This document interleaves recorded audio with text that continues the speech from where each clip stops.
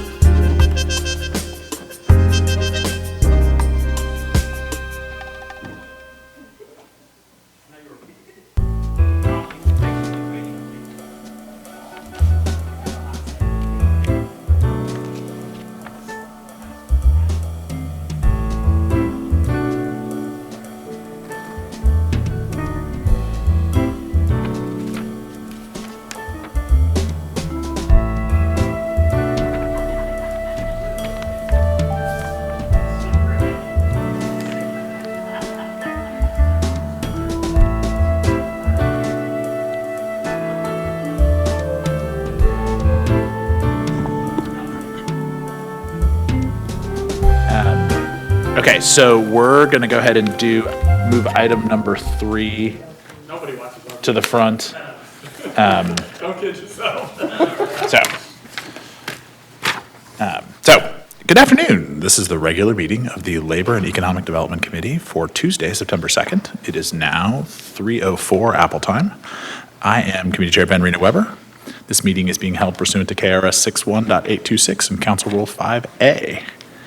I am Chair Ben Rena-Weber. I am joined by my Vice Chair, Crystal Bast, by Councilman Owen, who's sitting in an unexpected seat today, by Councilman Herndon, by Councilman Batshon, and by Councilman Stuart Benson. Do we have anyone joining us virtually? No. All right. We're going to go ahead and do item 3. Madam Clerk, would you read the title of the item? A resolution pursuant to the capital and operating budget ordinances approving the appropriation to fund the following non-competitively negotiated professional service contract for the Department of Public Health and Wellness concerning wastewater monitoring, University of Louisville Research Foundation, Inc., $150,000, read in full. Motion. So moved and seconded. Is there anyone here to speak to this? Fine, doctor.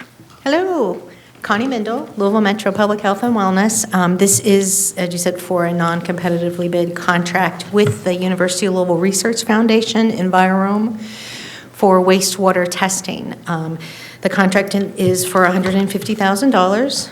Our approved budget for this year does include this contract, and I will say that we've been able to decrease the cost of the contract significantly by taking in some of the work at our laboratory. And just in case you don't know, your health department here has a public health laboratory, which is unique for most departments. There is a state laboratory, but we're able to do a lot of fantastic work with a lot of great people. So this wastewater monitoring, we're looking for viruses. Most recently, I don't know if you're on our weekly alerts, but we did send out an alert last Friday. A lot of the media picked up on it that COVID is at an increase. You may know people currently with COVID, suffering from COVID. Fortunately, it does seem to be milder, but certainly a risk for those with a weakened immune system or otherwise in poor health. So what this does is enables us to, as we see these numbers rise, alert the healthcare systems and others, and just continue to remind people to keep vaccinations up to date. If you're not feeling well, wear a mask. They also did some measles monitoring for us very recently, as we had 2 local cases of measles in Jefferson County. So they were able, we can pinpoint by neighborhoods or watersheds. So it is in partnership with MSD for the wastewater sampling. And then we can also do other viruses as needed. So if we were concerned about, and we will follow flu this fall, we can look at RSV, we can look at other things of concern as they come up. Thank you. So I just ask for your approval for this contract. Let the record reflect that we have been joined by Councilwoman Dr. Paula McCraney. Any speakers to this? I do have one. Do I remember correctly that we are a national leader in this and that we were among the pioneers? Yes, we are. And this is, again, this is surveillance. So this is not waiting for cases to come to us, not waiting for people to be sick. It's able for us to identify what may be mild cases that go untreated or at least without health care. So absolutely, we are pioneers in this throughout the country. That's cool, and very much reflective of Louisville's status as doing the sort of back end of things that nobody sees. And that's where we do a lot of our innovation. This is one of those areas that you don't want a lot of, you don't want it to be a big thing. So we want to see negatives or we want to see low levels. It's work that your health department does in prevention. Awesome. This is an item requiring a voice vote. All those in favor, please signify by saying aye. Aye. Any opposed? Thank you, Doctor. Thank you. By acclamation, this will move on to the consent agenda. Okay, we'll go ahead and move on to the item number 1, which is a public hearing. Madam Clerk, will you please read the title of the item? A public hearing pursuant to Louisville Metro Code of Ordinances 160.02G for the Louisville Downtown Management District. Read in full. Motion. Second. No motion. Thank you. Okay, I don't believe anybody was signed up to speak to this, but we do have a speaker. Do you want to go ahead and speak now, or do you want to speak in the next item? This is just the public hearing part. Next item, please. Next item, okay? I mean, I'm in support, obviously. That item has been resolved. Okay, we'll now move on to item 2. Madam Clerk. A resolution approving the budget and economic improvement plans for the Louisville Downtown Management District for the period January 1, 2026 through December 31st, 2026. Read in full. Roll the motion from the last item to this one. So moved and seconded. Madam, is there anyone here to speak to this? Yes, I'm Rebecca Fleischaker. I am Executive Director of Louisville Downtown Partnership, but I'm going to give the mic over to our Chair of the Louisville Downtown Management District Board to introduce the topic. Thank you. Thank you, Mr. Chairman. Thank you, committee members, for your service, and thanks for having us here today. My name's Andy Trinan. I'm the chairman of the LDMD board, and I have the opportunity and honor of watching Rebecca and this staff every day do an outstanding job at both managing the finances and the budget as it is approved every year, but also looking with great vision and into the future and seeing what's most important to downtown, like many of you do. They live, breathe, and sleep the betterment of downtown and have great vision for the future. So I am obviously very much in support. Awesome, thank you. Okay. I am going to start just by telling you about Louisville Downtown Management District. This is a hearing that we come to you every year to talk about what our plans are for the following year.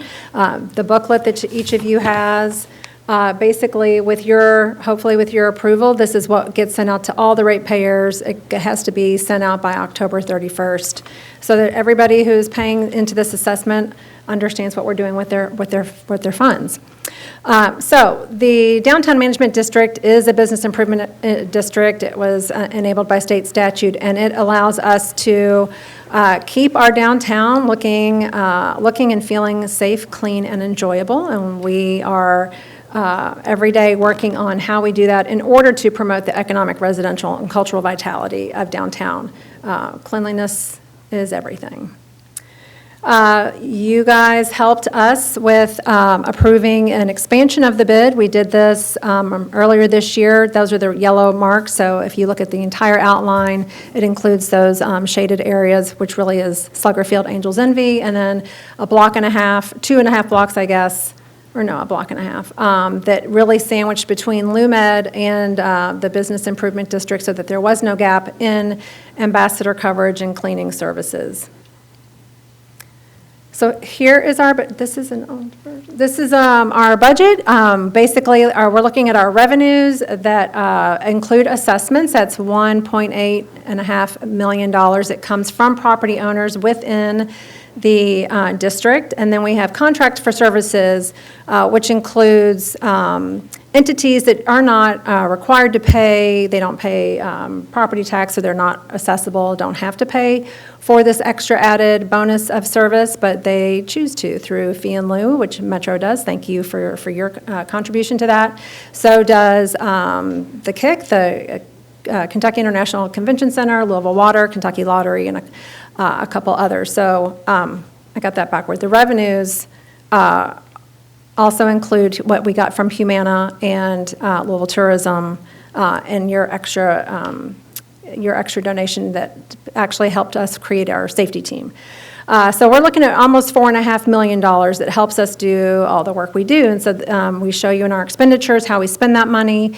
The bulk of what we do is through our environmental improvements, really through our ambassador program that we were able to double to 36 a year and a half ago, and our cleaning, safety and beautification efforts. Also, marketing and economic development is super important to the work we do, which we will go into.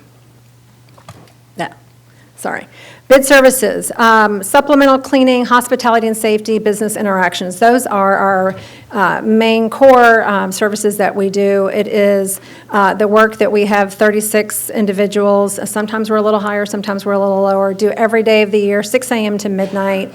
Really important for your experience on the street when you are going from meeting to meeting, or for our conventioneers or tourists who are here.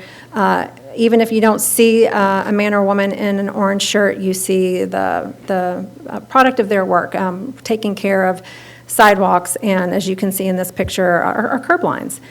We don't have full 2025 stats yet because the year's not over, so showing you a full year of 2024, the amount of litter that we pick up, how many instances, which really just means piles of biohazardous materials, and graffiti, which is tags and stickers that we clean up. And so for this next year, we are going to be working on a better smart system that will basically allow us to track what our ambassadors are seeing and doing out on the streets, and then us be able to report to you. And we also know that we can't count on revenues from Louisville Tourism, Humana, and Metro forever, although we will ask you. And so we need to find new revenue sources so that we don't lose the number of ambassadors we have on the street. It's very important to me that we keep building that number and not shrink that number. We've heard so many really nice comments about people's experiences with them, and I'd hate to go backward. Placemaking is a very important, probably if not the most important way to make downtown feel good. It is a important part of our work. We have dedicated staff to it. Projects such as Alley Gallery and Street Gallery that we've done for several years. Councilman Herndon actually created the program. Alley Gallery. It is not a problem. We love it. But we are also have adopted and keep growing other programs that help our downtown look really good. This picture is of a piano in our Downtown Tunes program. We will be expanding that next year, so we'll have 4 pianos. We have 4 pianos now. We'll have 8 pianos next year. These will all go inside in October. They will get tuned over the winter. We've got students at Brown School, Francis Parker, and Manual that are painting more pianos for you. And we are always looking to grow the City Spot network. We just unveiled new swings at 5th and Main and the PNC City Spot. And we did unveil 2 this year. And the second one was at Jefferson and 4th Street. That's the J.P. Morgan Chase City Spot, where we have murals painted on the wall and on the ground with a Downtown Tunes piano there and some seating. And we're working on another one that's at the 500W Buildings patio. So be looking for there. Anywhere where there's just over-generous space that is underused, we want to bring color and care to. Underpass lighting, we're still working on more underpass lighting. Lighting in general is something we want to work on, as well as the flower pot program. It just is a way that people's experience is made better and how you feel when you're in a space that is taken care of is exponentially improved. Economic development is another main category of our work. We will continue to advocate and lobby for some incentives and tools at the state level that will help hopefully promote not only adaptive reuse of buildings, but also residential properties. That is something that is very important to the increased vibrancy of downtown. It takes people, you and me, walking around. So how do we get more people in downtown? Residents, I believe, is the answer. But it's more expensive to redevelop an older building. It's more expensive to work in existing infrastructure rather than go to a greenfield and build new. And that's easier and cheaper. And how do we even the playing field to make that something where developers can take advantage of and save our buildings and get more people in downtown in our center city. And always, always, always trying to grow our stakeholder engagement and our roundtable meetings, the groups who we're meeting with, to get ideas, make sure that they are heard. Everyone has great ideas that we just want to make sure make it to the ears that make the decisions. And so we have quarterly roundtable meetings with at least 5 different user groups, and that's really important for the work we do and that we bring to you. And then marketing, communications, and events. I mean, those are all really big categories. Events is huge. How do we activate downtown? What are the things that we're doing to help create reasons that you leave your home, that you leave your neighborhood, and you are in downtown with people that maybe aren't like you, but that are in community that want to do the same things as you, like play pickleball in the middle of Main Street or drink beer at Repurposed as an Oktoberfest event. Or summer beer fest that the Fraser has, also on Main Street. So we're always having ideas about how we can grow these events, how we can change them if they're not exactly performing the way we want them to, and then how we talk about them. And a lot of our earned media is really nice because of what we're doing, but also we have social media channels, newsletter, I write a blog. There's just ways that we go out and talk about all the things that we're doing and how we can continue to get the word out to as many people as possible. This is our board, which is the back side of the booklet you have is required to be listed here. But I'm going to stop here before I go on to the housing part that Chairman Rena Weber wanted me to talk about. Any questions on our plan? Oh, one thing I didn't talk about, I'm sorry, is we added butt bins, cigarette butt bins to some public spaces. I have to be clear about what kind of butts, but that is because it is the #1 most littered item, and we're trying to figure out a way to get people to be responsible about how they dispose of them. So we have colorful bins that get posted up onto poles, or they can be actually hooked onto the side of a building as a place that we will empty, and we send them to TerraCycle, and they get recycled and made into street furniture, actually. Excellent. Councilman Herndon. Yes, sir. Thank you, Mr. Chairman. Welcome all, old friends. Thank you. In case, I know my colleagues know this, but maybe some people in the public don't know that I spent 25 years of my professional life either working with or for the Downtown Partnership, and it was a great pleasure to do so, and it's an honor for me to represent the area where you serve, so thank you for your work. When I talk to my neighbors in various neighborhoods and even downtown, I talk about the psychology of the public space. How you feel when you're standing there before you go inside or do anything. How do you feel when you're standing in the public space? And that feeling doesn't put more food on the table or give you a higher wage, but it sets the tone for everything else that you do. If you feel bad, you take that bad with you no matter where you go or what you do. And what they do here is critical to the vitality of downtown. Everybody sees the ambassadors in the orange shirts. It was my pleasure to oversee that program for 16 of those 25 years. They are literally the face of our community for everybody locally and who visit. They are troopers in every way, and even if they're out cleaning, it's often not thought of, they're performing a security service. Anyone in a uniform who looks organized is doing something in that public space is performing a security function, whether they are necessarily a security officer or not, and that's important to remember. LDMD is the oldest and largest bid in Kentucky. They have set the standard that others follow. And as well as I want to give a shout out to Block by Block, with whom LDMD contracts, Block by Block was born in Louisville, was born at LDMD. And they are now, I believe, by far the largest supplier of this kind of service to downtowns across the country. So they are a homegrown company that was developed here, and so we have been, this city has been a model for many years, and when they want to innovate, they very often try those programs here first, and we help them develop those. So it's a leader not just locally in the state, but in the nation, this organization and that company. It's mine. This work is I don't need to go on and on about it, but it's a very fine organization, very well-intended, focused, deliberate, and with long-lasting, permanent, positive results for downtown, and I urge you to support this program. Thank you. Thank you, Councilwoman Bast. Councilman. Oh, sorry. I just said thank you. Thank you. Councilwoman Bast. First, I'd just like to say the ambassador program, I think it's amazing. I look forward to seeing that expand into other areas because I'm definitely on board to get that going. I just kind of wanted to get your opinion if you feel like 4th Street Live is living up to its expectations, and what else could we do to draw, what do you think we could draw more improvement in that area to build it back up? I was actually just in Kansas City a couple weeks ago where Cordish has a large presence in their downtown area, and they have 4 residential towers. So I think that is the thing that if I were to sit down with them and ask them to think about considering doing in Louisville, it would be add residential development as part of their development. Louisville is their smallest project of all of the cities that they are in, and we're just food and beverage here. And so for me, it seems like they would have a captive audience if they were able to have some people that lived.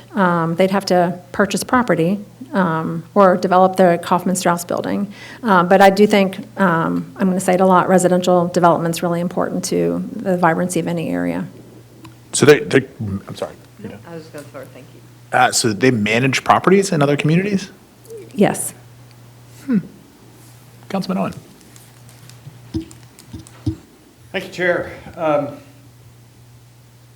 lot of what Councilman Herndon said reflects, I mean, I think the way a place feels is so important, and I think it's important in my district, in your district, but I think it's even more important downtown. I mean, until we have a density of residential downtown, and our downtown becomes what I think it can be, which is our most dynamic residential, cultural, entertainment, 24 hours a day district, which I truly believe it can be and will be. But until then, you don't have all of those people walking around and on the street and setting that tone. And so the types of things that we're doing here are a way to do that. Mm-hmm. Not that we would stop doing this once we have 25, 30, 50, 100,000 people living downtown, but in the meantime, this helps set that tone and create that feeling that we want our downtown to have. So I think it's super important.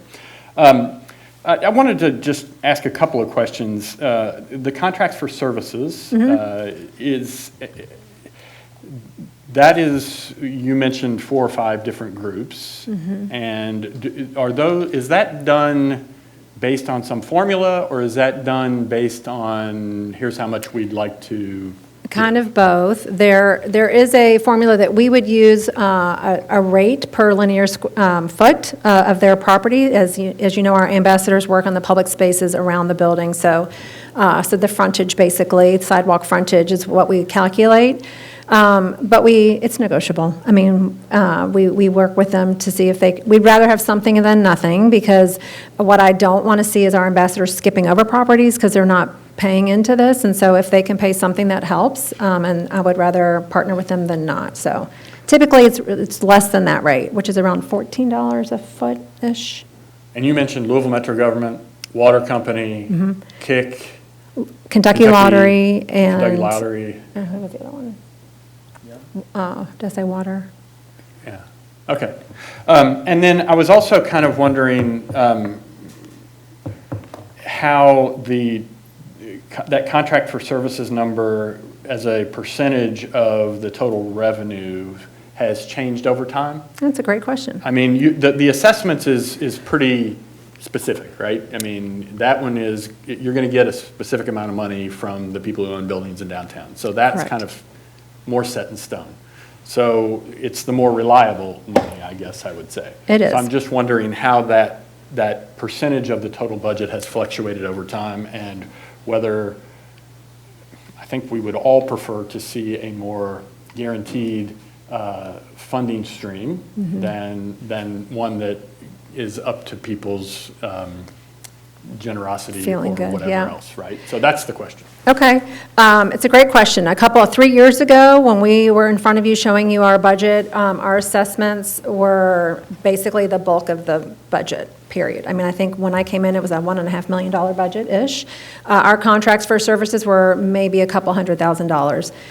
Humana Tourism and your extra $800,000 or whatever you added really have made a huge difference in what we're able to add for our ambassador numbers, and that's why we were able to double the numbers. Assessments have gone up, but sometimes they've gone down. They are more stable because it is based on the property values inside of the bid. But there are people who will appeal PVA, so there's a little bit of play in that, and it is a guessing game for the next year. However, to your point, they're a little bit more reliable. The contracts for services, we know are going to go back down because Louisville Tourism has already made noise that they're not going to re-up, so we know that we're going to have to make up for some money next year when that agreement is over. Humana's been very generous. We're in the middle of a 2-year agreement with them. I hope that they will continue to give, but I don't know. That's just a question mark. Same with Metro. I mean, is that something that the mayor and Metro Council want to support, and at what level? You do a fee in lieu, but then there's also this extra allocation that you have provided the last couple of years for the safety team. Finding a revenue replacement is not easy because these people come in making $20 an hour at the minimum. These are full-time jobs. Most of them are full-time jobs. They get benefits. We do hire some second-chance employees, and so, I mean, these are, in my opinion, really good jobs for people who, may not otherwise find meaningful employment to them, and they get a lot out of it because they're people like you and me walk around and thank them and smile and interact with them, and they get a lot out of that. To be able to replace 3 people, we're looking at $190,000 in a year, and that's, we've done a couple of fun things. We had Downtown Day at Louisville Slugger Field. I think we made a couple $100. We are partnering with 1020 Beer so that we're co-branding their 1834 beer as Downtown's beer and getting a 5% off of that. We haven't even gotten a check for that. I don't expect it to be super high. But there will be Downtown's beer in the Palace and Mercury Ballroom soon, so please drink some Downtown's beer. And we are partnering, what else are we doing we're doing something else. Friends of Downtown is something, but it's nothing that we've done is to that level yet. The other thing that I did talk about last year when I was here with you is our actual assessment rate. We're very low. We have never gone higher than where we are now, which we have found out from the county attorney's office we could have. So we've missed out on some increases there. That's something we'll probably be bringing back to you as a way to make up for some of these contracts for services that may be going away. That's great. Can I just ask one more question? The little street cleaning thing that you showed in your slides, that's a smaller version of the ones that we have run on a full street cleaning situation. How much do those cost? And do you guys own that one? We do. We don't. Block by Block owns it. Okay. We have that one, and we have a smaller one, and I don't know how much this one cost. We can get the cost for you. So, I mean, the reason I ask is bike lanes. We've talked about it, Councilman Reno Weber and I have talked about it. We have bike lanes around town that are a mess. And it seems like a small machine like this that could help clean up the bike lane and the curb should also help MSD clear their catch basins for stormwater. it seems like something that we ought to be pursuing, and I'm just wondering, I'll be happy to share that with you. These are built for that detail work along the curb. Right. I say all the time, details matter. Some people may not think that's important, but if you see trash and rubble and stuff in a curb line, you're going to think someone's not taking care of it, Right. which is the opposite of what we want people to experience in downtown. And I think that's true, throughout Yeah. the city as it relates to our curbs and bike lanes and all that sort of thing. So Yeah.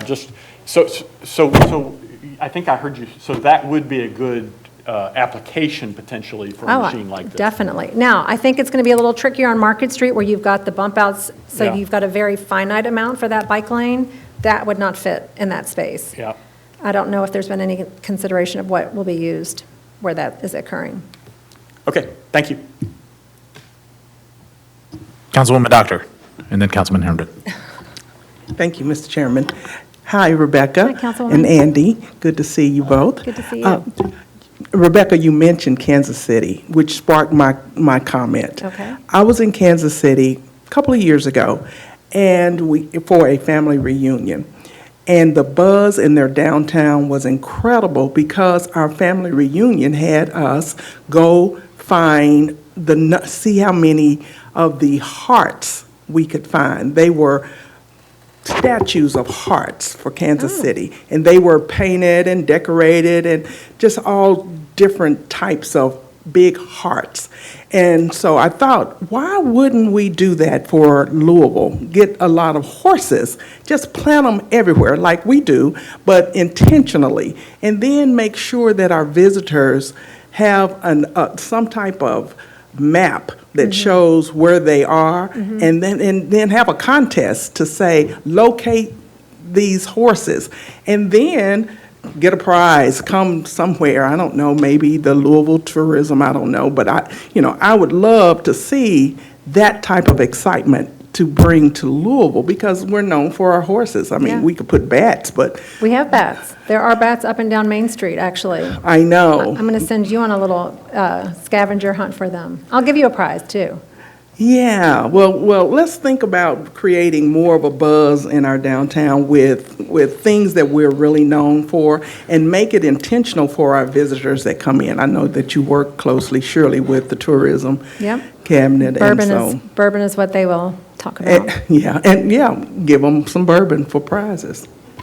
But only there thank were- you. I just wanted to Thank make that you. comment because you brought that memory. It was such a great, fun time, and I thought Louisville should be buzzing like that as well. Thank you. Thanks much. Kansas City, oh, sorry, Councilman Flo, Batchon. I know this is not a think tank, but I just had a funny thought. We should do like Disney World, where you sell the wristband and you go scan it against the bat or the horse, and it tells a story or something.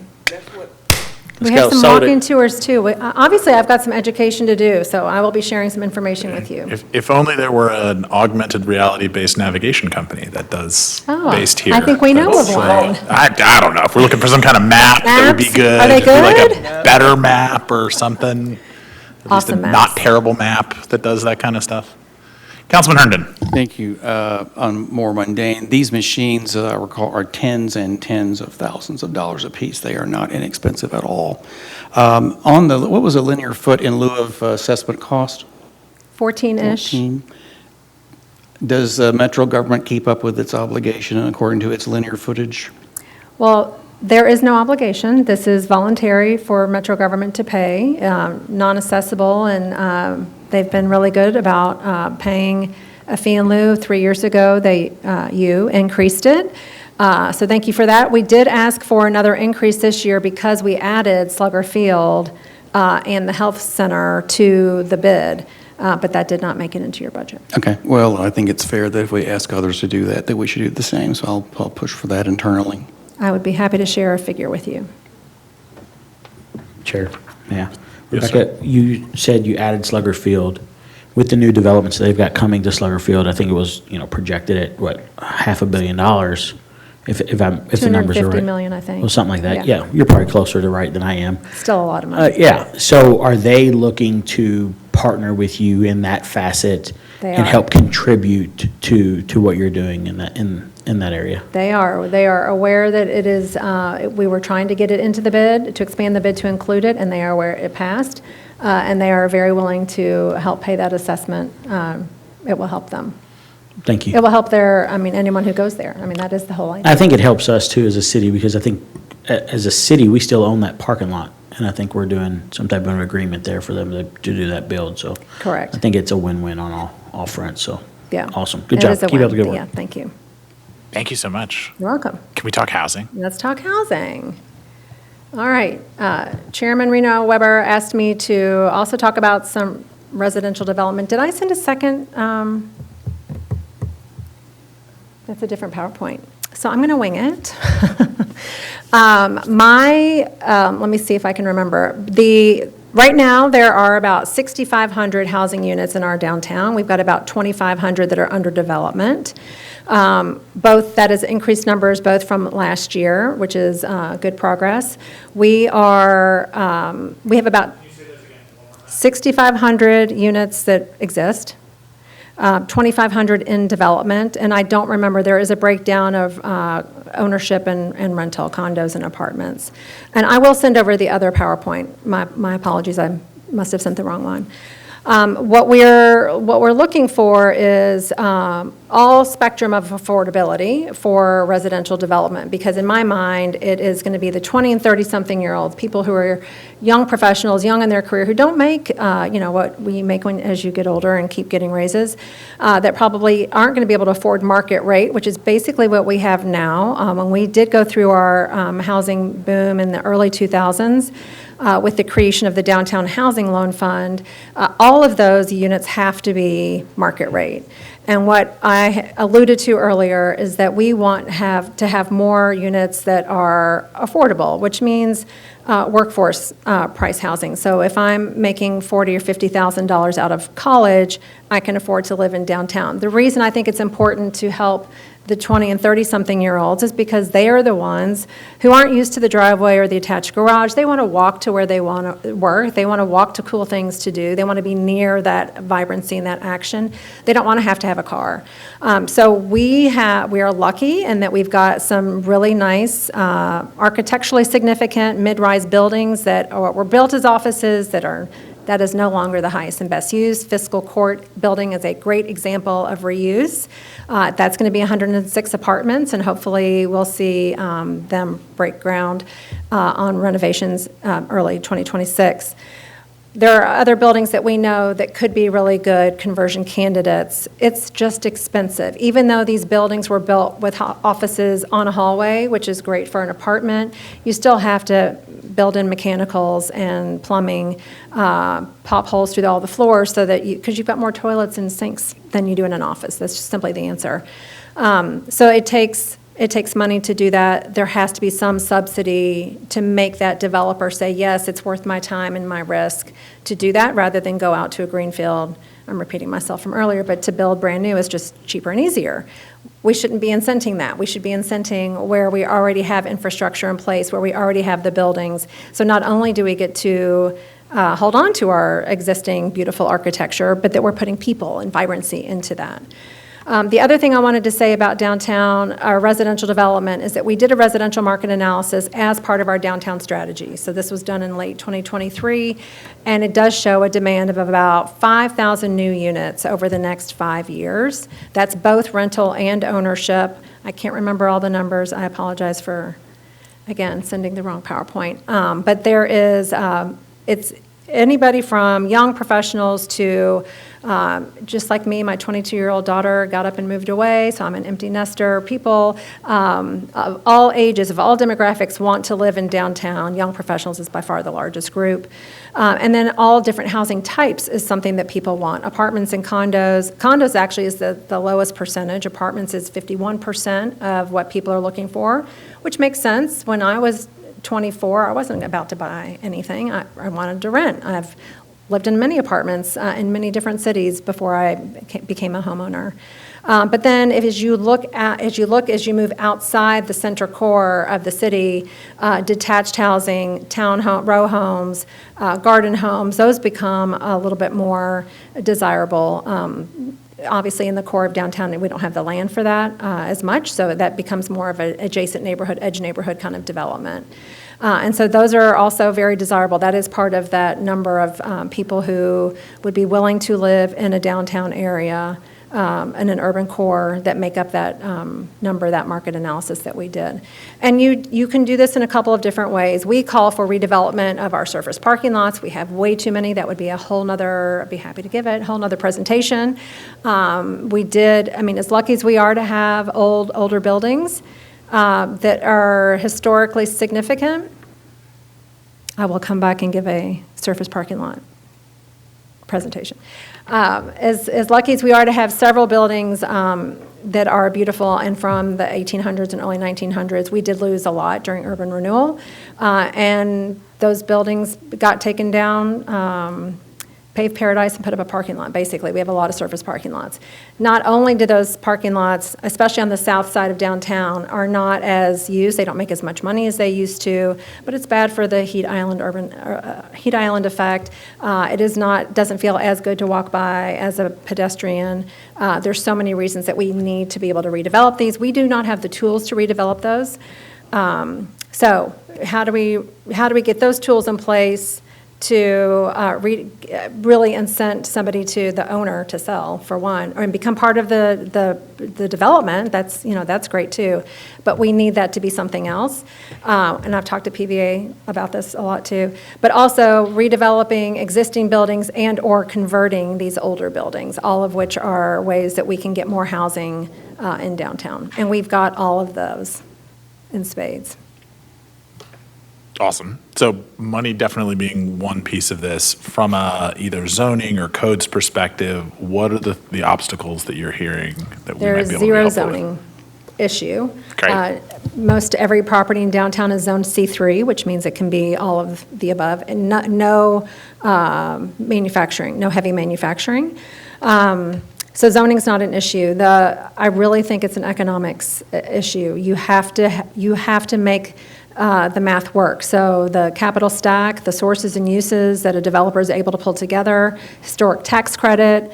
LIHTC makes the project a little bit more difficult to finance, but I mean, there are several different ways to get there, but to get all the way there, you have to have a subsidy, especially to make every door on that hallway affordable.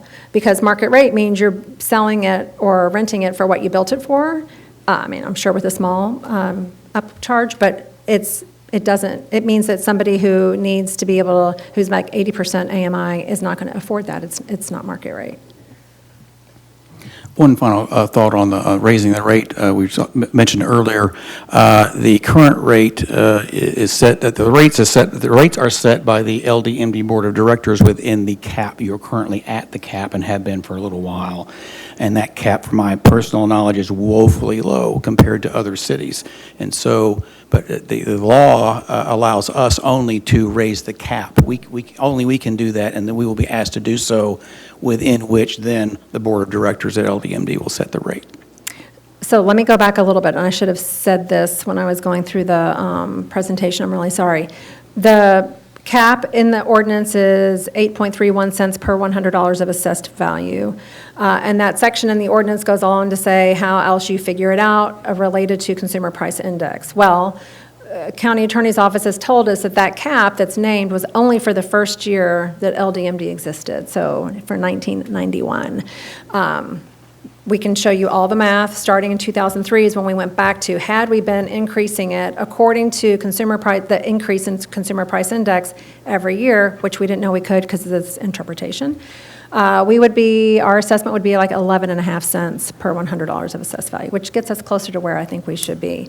But to the councilman's point, because we haven't done that, the only thing, and the LDMD board just voted on this last week, that we can increase it to do a little makeup, looking back 2 years at the percentage increase change of consumer price index, so that now we have just approved a new rate of 8.77 cents per $100 of assessed value. It's still very, very low.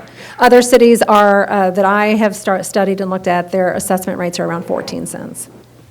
Which makes a huge difference, and that's why they have 100 ambassadors compared to our 36. When we come back to talk about surface parking lots, which I am probably not alone in being excited about, though I don't know that there's anyone more excited than me about it. I would love to also know how that rate compares to our peer cities. Okay. Just if we can use the benchmarks that we have from GLP, and just so we understand. I mean, I'm a huge fan of dedicated funding streams we don't have to think about that keep up with inflation. So if that's something that we can figure out how to do and just figure out where our benchmarks are, so we understand how we're having that conversation. Happy to do that. And we'll probably have a new interpretation from county attorney's office by then, too. That sounds delightful. Okay. Councilman Owen. Could we also get a comparison of what our downtown residential looks like in just terms of total numbers compared to our peer cities? Number of people? Number of Yeah. units, number of Yeah. people, that sort of thing? It'd be an interesting number to know. I mean, I vaguely remember from the beginning economic development sort of consciousness that we were going to be excited when we had more voluntary residents downtown than involuntary residents in the jail, which we have succeeded. We do not count them. Well, I understand, but that was the benchmark because Okay. I think when we started talking about this, there were more involuntary residents than voluntary residents. Oh, Lordy. And now we have definitely exceeded that benchmark. So that's awesome, progress. Colleagues, anything else? You guys are Anything kicking else butt. on residential development? I would love your help if I'm allowed to ask, for if you're talking to any state legislators about tools that we can get this year's budget, it would be really helpful. We have been talking the past couple of years, we hired a lobbyist to try to expand the property tax abatement program. This operates like a TIF. It's not a TIF, it's not a tax, it's a new tool, basically. So right now it exists. You're paying your property tax based on your property value. That gets frozen for 5 years, and you pay that lower property tax for 5 years, even while you're doing your improvements. And at the end of that 5 years, you get reassessed and you pay what the PVA says your property is now worth. We're trying to get that expanded from 5 years to 15 years. So 5 years is nice, it just doesn't do near enough. And we know that it is working for developers in Ohio. They tell us that they are using it and it's important. And we're losing local developers to Ohio cities because of this tool. Unfortunately, our state constitution includes the information about the property tax abatement being for 5 years. So to change that, either to take it out and create legislation around how long that program is or how it works, or to increase it from 5 to 15, it takes a constitutional amendment, which, right, that is the response. Okay. Okay. But would love your support. Please. When was the language about the 5 years created from the beginning, or was that No, added into the it was Constitution? added in 1981, and in 1981. Well, I don't know why. So again, this is not like, oh boy, we have to bow to this Constitution. Correct. Because it was that way from the beginning. It was arbitrary in 1981. Yeah. So there's absolutely no reason, it's a big deal Yeah. to do a constitutional amendment, but there's no reason why this is. Well, and the magic in the Ohio program, and I know I'm digressing here, but the magic in the Ohio program is that their constitution says there can be a program in which you abate your property taxes. At the locality, so really the legislative and the locals create the program itself. So there's legislation that mirrors the Constitution, saying this is what every locality has to do. You have to create a community reinvestment area. You have to go and do a housing study. You have to do all these things so that you're showing the need for residential development in a certain area, and you know what your benchmark is in terms of how many people are living there, what the housing values are, blah, blah, blah. And what the properties look like in that area. And I want to mimic Ohio's program. It's a beautiful program. You guys would help create what that local program operates like, and then it would go sit in, I don't know, Cabinet for Economic Development probably, or I don't know, somewhere where then that program, it's by right. Like somebody comes and says, I'm going to do some housing development, and you get to hold on to that savings of property value for 15 years rather than 5, and everybody gets more at the end. I mean, it's a beautiful tool. One last very important piece of this. Lies. One last very important piece You of this. you could just say an important piece. You don't have to keep saying it's the last one. 'Cause I'm telling you, though. No one I mean, believes you. The reason, We would also need to specifically carve out or get JCPS to participate, because the biggest reason why our tax abatements aren't worth very much to the developer is because we can only do our portion of it. And the portion of the tax that goes to JCPS is a significant portion of it. So within this improvement district, we would either need to get JCPS on board to make the property abatement worth something, or frankly, even at 15 years, it's better than 5. Right. But even at 15, it's not like the juice that's created in the Yeah. Ohio program. And you're right, in Ohio it is. And I mean, I still go back to the point that you're still getting what you always got, and the way this program works is conceivably, the project wouldn't happen without this tool, so you're not missing out on anything. Let's do that. Amen. I love it. Colleagues, anything further? I will just end with this little anecdote. The other day, I was sitting in one of the beautiful city spots having lunch, and somebody came up to the piano and started playing, and it was just like, Send oh, me that's video what it's next supposed to time. be. That is so great. Awesome, thank you. Oh, that's right, we need, okay. We gotta do some actual work here? What are you talking about? All right, which one? This is item 2. Okay, thank you. This is an item requiring a voice vote. All those in favor, please signify by saying aye. Aye. Any opposed? By acclamation, this will move on to the consent calendar. Ladies and gentlemen, thank you so much. Thank you. Thank you, thank you.